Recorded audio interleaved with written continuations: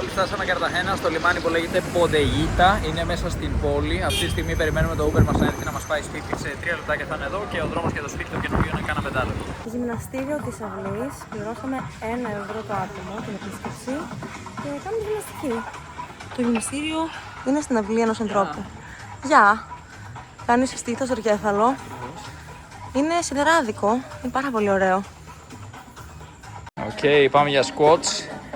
Με βάρος. Με βάρος. Καθίσματα. Καθίσματα με 47 κιλά βάρος. Όσο εσύ περίπου ζυγίζει αυτή η μπάρα με τα κιλά. Έτσι. Εντάξει, δεν έχουν εξασκονίσει τον καθρέφτη εδώ καιρό. Αράχνιασε, δες τον. Έπιασες τους. Εδώ βλέπουμε έναν αγώνα βόλεϊ. Δίπλα στο πάρκο με τα όργανα γυμναστικής και τα βάρη. Παίζουν βόλεϊ. Δεν μας έφτασε η βραδινή προπόνηση. Ήρθαμε και για μία πρωινή προπόνηση στο ίδιο γυμναστήριο. Πολύ ωραίο γυμναστηριάκι εδώ μεταξύ. Έξω σκάει ο Τζίτζικας, αλλά εδώ έχει δροσιά. Είναι επειδή είναι κάτι σαν μικρό δασάκι εδώ, μικρό παρκάκι, ακριβώς ανάμεσα σε διάφορες οικοδομές. Σε λίγο κρυφό μέρος, κρυφό σημείο θα το χαρακτηρίζα. Όποιος επισκεφτεί την Καρταχένα μπορεί να το βρει ψάχνοντας Mr. Playa, δηλαδή ο κύριος παραλίας, μέσα στο Google Maps για παράδειγμα, και θα φτάσει μέσα από ένα μικρό διάδρομο, μέσα στην αυλή ενός σπιτιού, σε αυτό το γυμναστήριο. Αισθάνεσαι ότι βρίσκεσαι στο σπίτι κάποιου. Και τώρα φύγαμε από το γυμναστήριο και περπατάμε προς το σπίτι, στην περιοχή Μάγκα, εδώ στην Καρταχένα. Μια πάρα πολύ ηλιόλουστη μέρα, έχει ένα ωραίο αεράκι. Πώς φαίνεται? Πάρα πολύ ωραία μένα. Όπα, θα πέσει. Έπεσε Εδώ φρούτα παντού. Οι άνθρωποι πουλάνε εδώ πέρα πλαντέιν, μπανάνες, κουμπάκια με, πώς το λένε, με καρπούζι, με μάγκο. Όλα αυτά είναι ντόπια εντωμεταξύ, τα φρούτα δικά τους. Και είναι πάρα πολύ ωραία γειτονιά. Είναι μια γειτονιά έτσι περισσότερο με ντόπιους θα έλεγα, παρά τόσο τουριστική. Δηλαδή οι τουρίστες πάνε πολύ στο Χετσεμανί όπως λέγεται, το ιστορικό κέντρο, που είναι πάρα πολύ κοντά. Και πάνε επίσης και στην Boca Grande. Εδώ την πρώτη εβδομάδα που περάσαμε στην Καρταχένα φέτος μείναμε στην Boca Grande και εκεί το αισθάνεσαι πολύ έντονο ότι είσαι σε ένα μέρος γεμάτο τουρίστες. Εδώ είναι λίγο πιο πολύ ντόπιο το κλίμα, η άβρα ας πούμε που έχεις και σήμερα είναι και τόσο ωραίος ο καιρός πραγματικά. Το αρνητικό θα έλεγα εδώ πέρα είναι ότι είσαι λίγο πιο μακριά από την παραλία. Δηλαδή μπορεί να θέλει ένα τεταρτάκι να φτάσει στην παραλία με Uber, με τα πόδια είναι παραπάνω, είναι μια ώρα και. Δες. Ναι, ένα περιστέρι. Κάτι κρατάει. Πάει να κάνει φωλιά. Ένα ξυλαράκι. Ναι, εν τω μεταξύ πολλοί νομίζουν ότι στην Κολομβία κυκλοφορείς και σε κλέβουν, ότι είναι πολύ επικίνδυνα κλπ. Και πρέπει να έχουν υπόψη τους ότι υπάρχουν αμέτρητες γειτονιές όπως αυτή εδώ, που δεν διατρέχεις κάποιο άμεσο κίνδυνο. Κυκλοφορείς κανονικά, βγάζεις το κινητό σου έξω αν θέλεις να τραβήξεις βίντεο, δεν υπάρχει πρόβλημα. Όσο κινείται ο κόσμος, όσο γίνεται χαμός από κόσμο, η αγορά, φορτηγά ξεφορτώνουν εδώ στα σούπερ μάρκετ, περνάνε αστυνομικοί, περνάει κάποιοι. Δεν υπάρχουν τέτοια ζητήματα εδώ πέρα. Είναι μια περιοχή ασφαλής. Τώρα σε άλλες περιοχές που δεν έχουν ξαναδεί ποτέ ξένο στη ζωή τους, ξαφνικά εμφανίζεσαι εσύ, βγάζεις το κινητό σου, είναι λίγο υποβαθμισμένη, εκεί μπορεί να διατρέχεις κάποιο κίνδυνο. Αλλά γενικά, άμα κάποιος επισκεφτεί την Κολομβία και πάει στην Boca Grande, εδώ στην Καρταχένα για παράδειγμα, πάει στην Boca Grande, στα τουριστικά μέρη, στο ιστορικό κέντρο, Μάγκα, εδώ που βρισκόμαστε αυτή τη στιγμή, και κυκλοφορεί μέρα με ήλιο, με ανθρώπους παντού, είναι πολύ ασφαλής. Είναι μια χαρά. Από εδώ είναι το σπίτι μας, αλλά πάμε λίγο ευθεία. Αυτό το μέρος βρίσκεται ακριβώς δίπλα στο σπίτι μας και δίπλα στο νερό είμαστε. Εκεί που περιμένουν όλα τα σκάφη. Είναι μια μικρή μαρίνα αυτή. Δεν ξέρω ακριβώς τι σκοπό εξυπηρετεί. Αν κάποια ιδιωτικά tour ξεκινάνε από εδώ, πιθανώς ναι. Γιατί τα περισσότερα tour που πραγματοποιεί κάποιος με σκάφος φεύγουν από ένα Bodeguita λέγεται. Ένα λιμανάκι που λέγεται La Bodeguita. Είναι κάπου αλλού. Έχουμε πάρει προηγουμένως σκάφος από εκεί για να πάμε σε αυτό το νησάκι που πήγαμε στις Islas Rosario. Είναι ένα κλασικό tour αυτό. Να το κάνετε οπωσδήποτε αν έρθετε εδώ. Αλλά εδώ υπάρχουν και κάποια άλλα tour από ό,τι μας είπαν και πιθανώς να ξεκινάνε από εδώ, από δίπλα από το σπίτι μας, στην γειτονιά Μάγκα, όπως λέγεται. Είναι μια γειτονιά έτσι κάπως κυριλέ, κοντά στη δράση, ταυτόχρονα λίγο χαλαρή.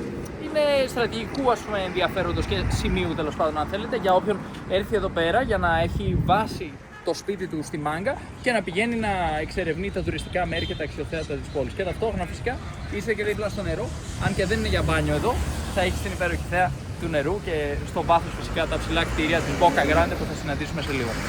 Ένας κροκόδιλος. Ταραν. Πλάκα κάνω. Φτάσαμε λοιπόν στο σημείο που μπορούμε να δούμε και τους ουρανοξύστες της Boca Grande. Στο βάθος δηλαδή, στο απέναντι και προς το αριστερό μας χέρι, όλη αυτή η λωρίδα ονομάζεται Boca Grande. Είναι τουριστικό μέρος αρκετά. Οι άνθρωποι που έρχονται από το εξωτερικό συνήθως επιλέγουν την Boca Grande ως βάση. Θέλουν να μείνουν εκεί συχνά γιατί είναι μπροστά στην παραλία και όντως είναι πάρα πολύ ωραίο μέρος. Η παραλία είναι πάρα πολύ καλή. Αν και μπορώ να πω ότι είναι γίνεται λίγο συνοστισμός, γίνεται λίγο χαμός στην παραλία και περνάνε συνέχεια πολιτές. Υπάρχει αυτό το ενοχλητικό στοιχείο εκεί στην παραλία. Από εδώ τους βλέπουμε λοιπόν στο βάθος, στο αριστερό μας χέρι το άλλο τμήμα της μαρίνας που βλέπαμε προηγουμένως. Και ένα πολύ ενδιαφέρον σημείο, ήθελα να αναφερθώ σε αυτό βασικά. Πάμε λίγο προς το γεφυράκι. Κάθε μέρα αυτό που σημαίνει εδώ είναι ότι ανεβαίνει η στάθμη του νερού και κατεβαίνει λόγω η παλήρια, τέλος πάντων, κλασικό φαινόμενο.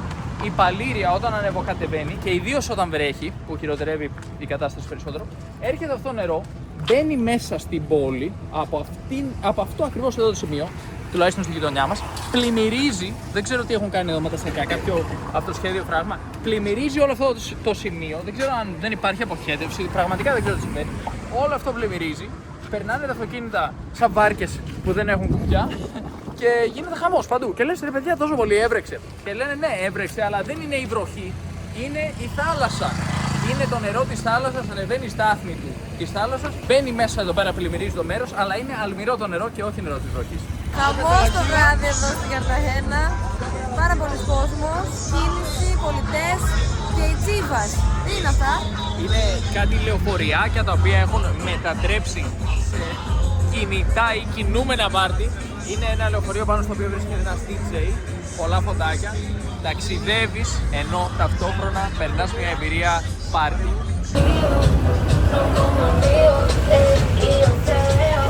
Έτοιμοι να φύγουμε από το διαμέρισμα μας εδώ στην Καρταχένα, κάνουμε check out! Ναι, αυτό κόστησε 37€ τη νύχτα. Μείναμε για μια εβδομάδα εδώ σε μια γειτονιά που λέγεται Μάγκα. Ωραίοι πίνακες. Εδώ είναι το γραφείο Παύλα Τραπεζαρία. Θέα λίγο έτσι αστική, κτίρια κλπ. Εδώ βρισκόμαστε σε μια γειτονιά που είναι κοντά στο ιστορικό κέντρο. Θέλεις 15 με 20 λεπτά με τα πόδια για να φτάσεις εκεί. Είναι πολύ ασφαλής γειτονιά, έτσι κάπως μεσαίας τάξης θα τη χαρακτήριζα. Πολύ μεγάλο ψυγείο, πολλά δουλάπια. Εδώ χρησιμοποιήσαμε αρκετά την κουζίνα αυτές τις μέρες, έτσι. Ναι, και εδώ είναι το πλυσταριό. Εδώ απλώναμε τα ρούχα μας. Μπορούμε να πούμε βέβαια όμως ότι κάποιες μέρες που έβρεχε δεν στεγνώσαν καλά. Υπήρχε υγρασία εδώ στην περιοχή. Και είναι λίγο η περίοδος των βροχών. Μια μέρα είναι έτσι, ντάλα ήλιος, πολύ ζέστη, μια μέρα έχει πολύ υγρασία, συννεφιά. Δεν ξέρω αν αυτό το πλυσταριό είναι τόσο πρακτικό, γιατί μου φτάσαν τα ρούχα μας μια-δυο φορές και τελικά τα πήγαμε σε ένα μαγαζί και τα πλύναμε εκεί, σε ειδικό μαγαζί που κάνουν πλύσεις. Αλλά είναι συνηθισμένο να πλένουν, να υπάρχουν τέτοιοι νηπτήρες εδώ στα σπίτια, ώστε να μπορείς να τρίψεις τα ρούχα σου πάνω σε αυτή την πλάκα και να καθαρίσουν καλύτερα. Έτσι, παλιού τύπου πλυσταριό. Επίσης, μας άρεσε που έχει σκούπα, σφουγγαρίστρα, είδη καθαρισμού για να μπορέσουμε να καθαρίσουμε ιδίως στο μπάνιο, το οποίο βρώμησε αρκετά τέλος πάντων, επειδή έτρεχε πολύ το νερό. Αυτό είναι το σαλόνι. Αυτοί οι καναπέδες έχουν μια ιδιαιτερότητα, είναι πολύ μικροί. Ναι, αλλά εντάξει, δεν πειράζει, έχουμε και το κρεβάτι, το οποίο είναι πάρα πολύ βολικό. Και εδώ έχουμε ένα δεντράκι επίσης, έξω από το παράθυρό μας. Μάγκο. Εδώ υπάρχει air condition και στο σαλόνι, ντουλάπες με πολύ χώρο για να βάζουμε τα ρούχα μας και τα πράγματα μας που μας βόλεψε. Αυτό είναι το μπάνιο. Το οποίο είναι πρακτικό, εντάξει, μας βόλεψε, αλλά υπήρχε ένα πράγμα που μας ενοχλούσε λίγο. Όλο αυτό γέρνει, αυτό βγήκε από την κρίση και προσπαθούσαμε να το βάλουμε και ξανά βγαίνει.